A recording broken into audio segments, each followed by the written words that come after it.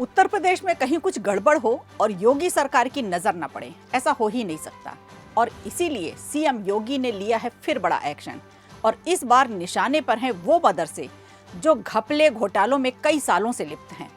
ताजा जानकारी के मुताबिक बाबा ने 558 मदरसों में मिड डे मील घोटाले की जांच के आदेश दिए हैं। इन मदरसों से मिड डे मील योजना को लेकर गड़बड़ी की खबरें लगातार मिल रही थी।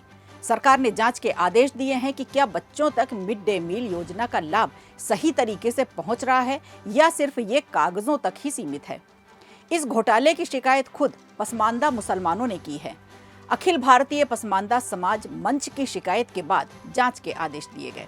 इस मंच ने आरोप लगाया कि कई मदरसों में बच्चों की संख्या बढ़ा चढ़ाकर दिखाई जा रही है और उस हिसाब से राशन और फंड का दुरुपयोग किया जा रहा है। यानी बच्चों की संख्या कागजों पर कुछ और हकीकत में कुछ और मिड डे मील के बहाने अपना पेट भरने की भनक लगते ही योगी सरकार एक्शन में आ गई और अब जांच की जा रही है।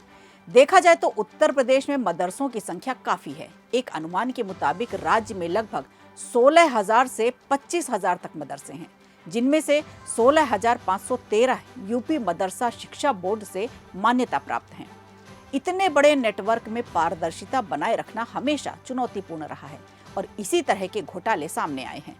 मदरसों में मिड डे मील घोटाला कोई पहली बार नहीं है। इससे पहले भी मिड डे मील योजना में भ्रष्टाचार के कई मामले सामने आ चुके हैं। उदाहरण के तौर पर बलरामपुर जिले में करीब 8 करोड़ रुपए के घोटाले का खुलासा हुआ था, जिसमें बच्चों की वास्तविक संख्या से ज्यादा दिखाकर भुगतान किया जा रहा था।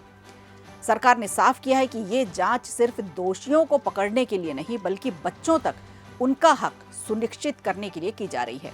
योगी सरकार की कोशिश है कि हर बच्चे को उसका पोषण मिले, शिक्षा का अधिकार मिले और मध्याह्न भोजन मिले। मिड डे प्राधिकरण की निदेशक मोनिका रानी ने अधिकारियों को स्पष्ट निर्देश दिए हैं कि तय समय में जांच पूरी करें और रिपोर्ट सौंपें। इसका मकसद है कि लाभ वास्तविक बच्चों तक पहुंचे और भ्रष्टाचार की जड़ें खत्म हो। योगी सरकार ने मदरसों की निगरानी बढ़ा दी है।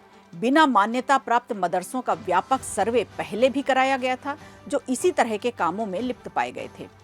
सरकार शिक्षा के स्तर में सुधार चाहती है। सरकार ये भी सुनिश्चित करना चाहती है कि मिड डे मील योजना सिर्फ कागजी योजना बनकर न रह जाए, बल्कि असली हकदार तक पोषण पहुंचे।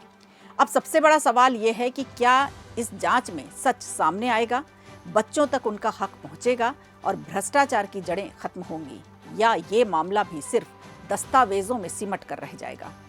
वीडियो अच्छा लगा हो तो लाइक कीजिए, शेयर कीजिए और कमेंट बॉक्स में हमें ज़रूर बताइए।